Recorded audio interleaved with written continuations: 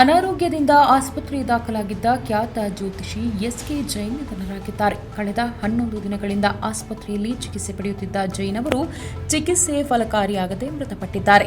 ಶ್ವಾಸಕೋಶ ಸಮಸ್ಯೆಯಿಂದ ಬಳಲುತ್ತಿದ್ದ ಜ್ಯೋತಿಷಿ ಎಸ್ಕೆ ಜೈನ್ ಇಂದು ಬೆಂಗಳೂರಿನ ಮಹಾವೀರ್ ಜೈನ್ ಆಸ್ಪತ್ರೆಯಲ್ಲಿ ವಿಧಿವಶರಾಗಿದ್ದಾರೆ.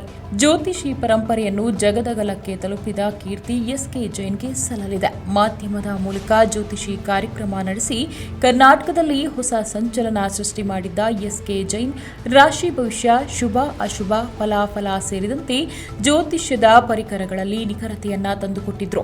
ವಿದ್ಯುನ್ಮಾನ ಮಾಧ್ಯಮದಲ್ಲಿ ಜ್ಯೋತಿಷಿ ಕಾರ್ಯಕ್ರಮ ನಡೆಸಿಕೊಡುವ ಮೂಲಕ ಕರ್ನಾಟಕದಲ್ಲಿ ಹೊಸ ಪರಂಪರೆ ಹಾಗೂ ಜ್ಯೋತಿಷಿಯನ್ನ ಮನೆ ಮನೆಗೆ ತಲುಪಿಸಿದ ಹೆಗ್ಗಳಿಕೆಗೆ ಪಾತ್ರರಾಗಿದ್ದಾರೆ.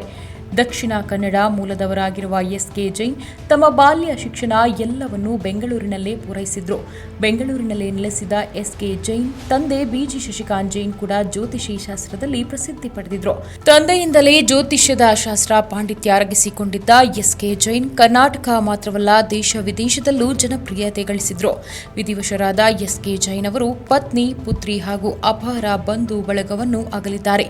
ಎಸ್ಕೆ ಜೈನ್ ಅವರ ಜ್ಯೋತಿಷ್ಯ ಕೇಳಿ ದಿನ ಆರಂಭಿಸುತ್ತಿದ್ದ ಹಲವು ಬೆಂಬಲಿಗರು ಆಘಾತ ವ್ಯಕ್ತಪಡಿಸಿದ್ದಾರೆ.